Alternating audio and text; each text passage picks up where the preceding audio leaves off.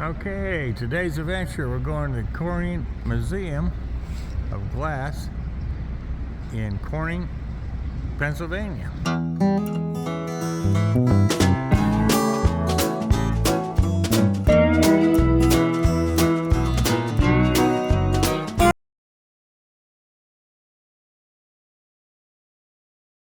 This is make your own glass, create stuff people have made. This is just kind of a information center and create your own and make stuff, and it's free. You just come in and you can walk around, and then you can sign up to make your own glass.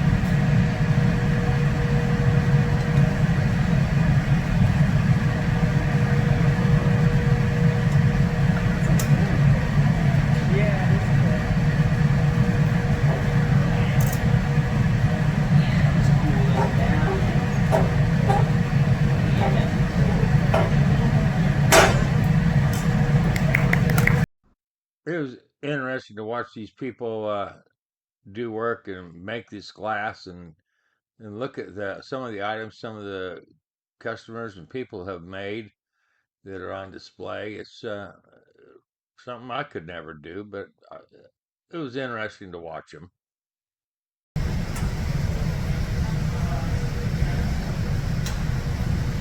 Okay, here's the Burke room,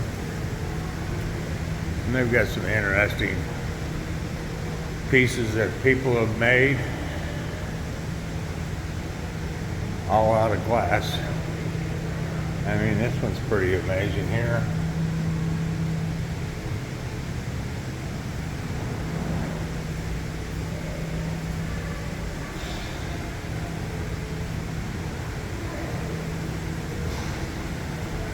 They have a lot of stuff.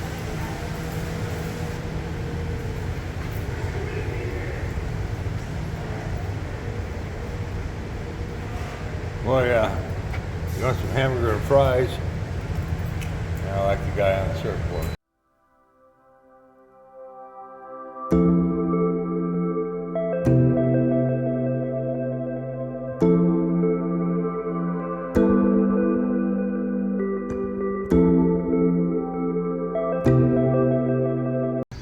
Okay, we're heading into the Corning Museum of Glass here. So this will be interesting. Admissions to shop, a cafe, and auditorium. Right into the glass shop here, and it's quite the shop. You name it, they got glass. Everything in glass. You even got coasters. There's the idea lab. Sketch your idea. Well, as you can see, very busy octopus. This one is a horse. There's a sketch, and there it is. 150 years of glass and wine. Kind of interesting.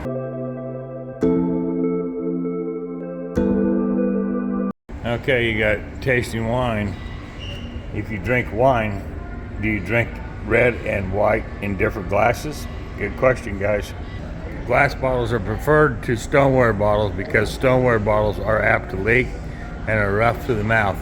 They are not easily uncorked, and they also are more apt to taint.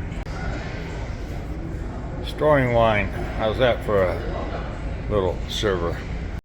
Here's making wine, how's that for a little outfit?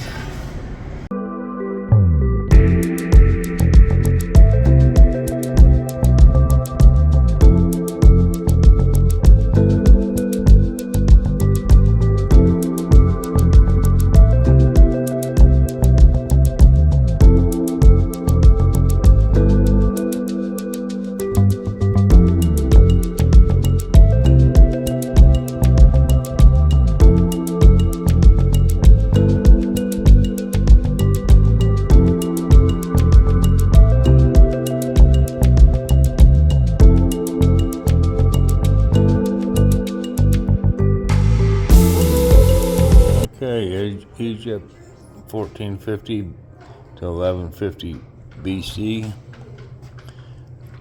Eastern Mediterranean, Cyprus and Greece. Western Asia, Western Asian glassmaking revival. New researching glass. Egypt glassmaking revival. Some of the old pieces they made. The Mediterranean, Western Europe.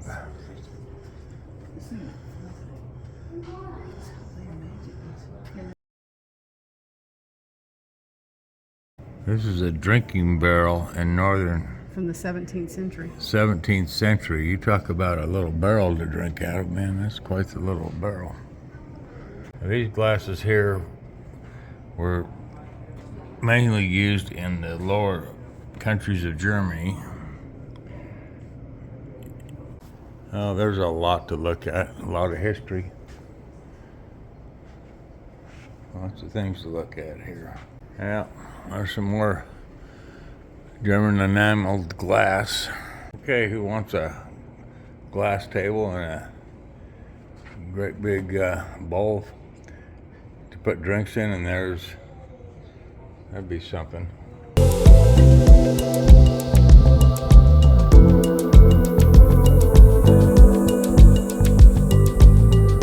There's paperweights of the world.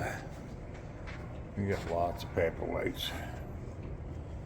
A lot of paperweights. Cases and cases and cases of paperweights.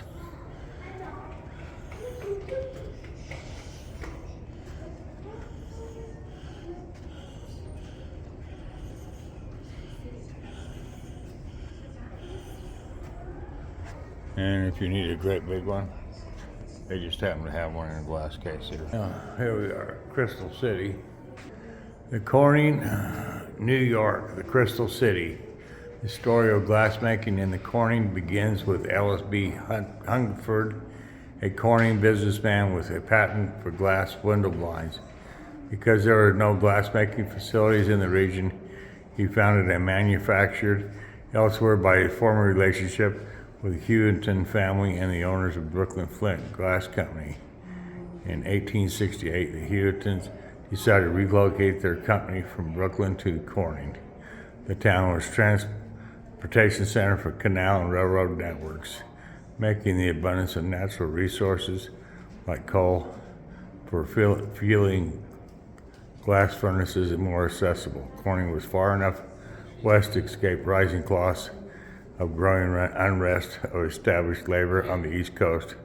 All these factors convinced Brooklyn-based company to move, and the new company named Corning Glassworks. At the same time, Corning Glassworks was becoming established in its new home, and growing trend of American luxury glass developed.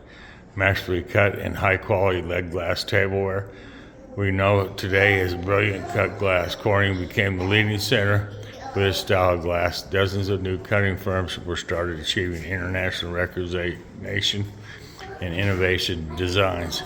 As the influx of talented glassmakers from Europe and America spurred the growth of the city and region as the Crystal City was born.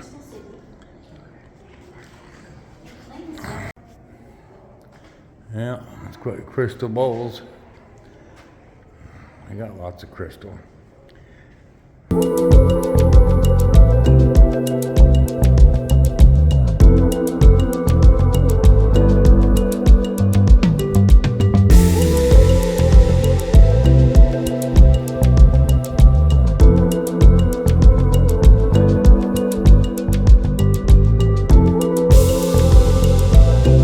Okay, there's one large bowl of fruit here.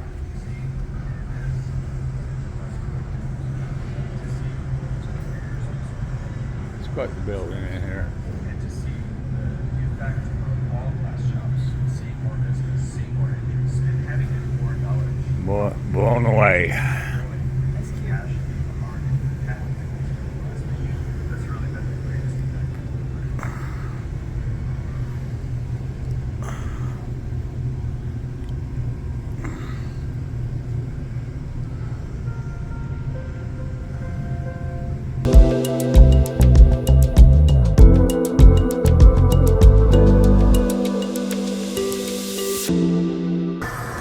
Owens bottle machine. And that was in Owens, Illinois.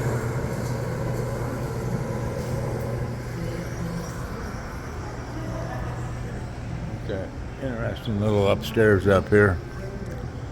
All about glass blowing.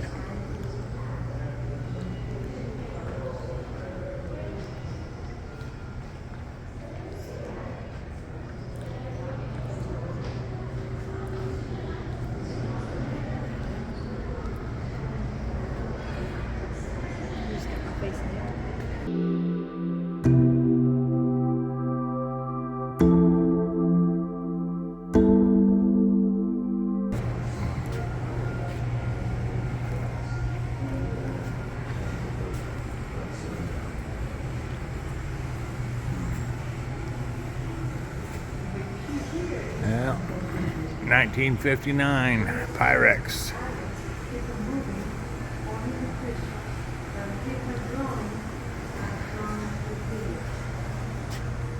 There's the old Pyrex pans.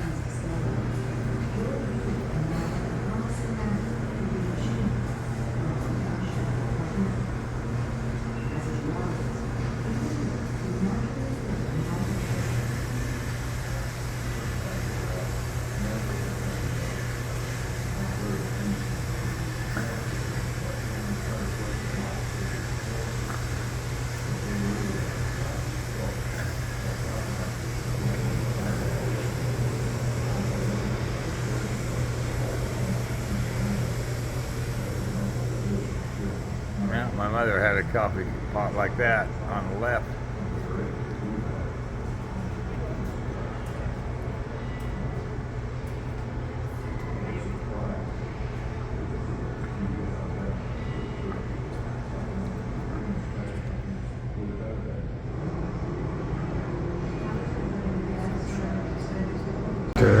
Jesse Littleton. He was a physicist and worked all his life in pouring glasswoods. Jesse and Bessie Littleton arrived in Portland in 1913. Littleton's new job involved evaluating the properties of a new heat-resistant glass. My mother was a gregarious woman. All her life food was entertainment. When her new ceramic carcinage cracked, Bessie suggested that the heat-resistant glass might be just right for baking. But my father, as an experimenter, always took the direct approach. So he went to the laboratory the following morning and promptly talked to the foreman of the shop there and asked for a battery job. He had that sawed off to make cake. Brought it home to my mother, she baked cake. The experiment confirmed that the glass is almost transparent to heat. So the cake turned out just fine. So we took it back to the laboratory and everybody ate it. Bessie Littleton continued baking sawed-off battery cakes and even baked custards and lampshades. And that was the beginning of all the Pyrex baking dishes. There's some interesting stuff that was made. These are all made for lighthouses here. This one here, of course.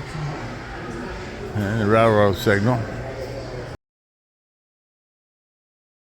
A pinball machine. So you're just going to pull the handle back as far as you can, let it go, it'll smash the glass. So let's start with the window glass, Jim. Give that a good shot there. Excellent. All right, so remember the laminated glass is just two sheets of that same annealed window glass. So when this stuff breaks, we do get similar fragments to the first piece. But the plastic in the center holds all those really dangerous shards together. Folded up newspaper works really well. Was anybody going to say that? Folded up newspaper, a lot of layers of paper. Now paper, the fibers are pretty tightly woven, so the steam doesn't shoot through it in our hand, unlike say a kitchen towel. If you had a rag or something like that, steam would shoot through, you burn your hand immediately. But the paper is pretty dense. It's also a lot of layers of paper, so we're not feeling any uncomfortable heat. Speaking of heat, Helen just added a little bit more. She's used a reheating chamber. You're going to see her use that quite a bit. Now when she starts to inflate the bubble, she's using the gentlest air pressure to do so. Glass is so soft when it's this hot, so she's blowing just a tiny bit through the pipe. Now this is a really important step. We need to make sure we can remove the piece from the blowpipe. To do that, we are literally going to break the glass free. Has anybody here broken glass before? Really easy to do. It loves to break. But we want to make sure that when we break it free, it's going to be a nice clean break off. Glass doesn't like to break in straight lines unless you tell it how to. So we squeeze in a tight constriction with that tool called jacks. She just brushed a little bit of beeswax on them. It's not just for dramatic flair, although it does add for a live show, that little fire from the wax, but it's a lubricant because hot metal sticks to hot glass. So we put a touch of wax on there and it just helps this tool glide. Now the edge of the blade, they're not real sharp. They're basically like butter knives in profile. But there's a lot of functions for the jacks, and we'll use those a few different ways on this one piece. Now this oven is different than the melting furnace. Melting furnace, we melt glass. Reheating oven reheats glass, and that's an empty furnace that is set to about 2,200 degrees. But she'll use that frequently here to keep adding the heat, getting the glass nice and soft yet again. Reinforcing that jack line, it really is important that you have a nice clean constriction, so when the time comes to remove this bubble, we have no issues. After inflating it larger, that bubble has stretched pretty thin at this point. Most of that bubble looks to me like it's maybe 1/8 of an inch in thickness or less, which means she now has about 5 to 10 seconds to shape it in between reheats. Handkerchief, but the effect that this bowl is gonna produce will look a lot like fabric as it folds. So that was a little bowl, really fun. But what I'm forming is now called a punty. We use just a little bit of glass shaped up on a solid rod. I'll bring this over to Helen. She's going to attach this to the base of that bubble. Once in place, break the thing free from the pipe, and that's going to give us an opening. Now I get really loose-handed. I let her do all the steering for this. Kind of follow along with her turn. We're going to make sure that this is centered. It runs in line with the blowpipe. That's where we need it to be. So a couple minor adjustments until she's satisfied. And once she is, we're going to produce a little thermal shock. This is going to really help the glass break free. A couple drops of water should do it, and a sharp tap. Let's give her a big round of applause. That was perfect. We've had a very interesting tour here. And of course there's the Corning Museum of Glass Chevy pickup. Oh, it's been fun here. Well, we'll stop at Mooney's for lunch today and see what we can find. We got ordered some pretzels for an appetizer, so we'll try those out. Okay, Brenda's getting ready to try out this pretzel. It's hot. It's a good cheese sauce.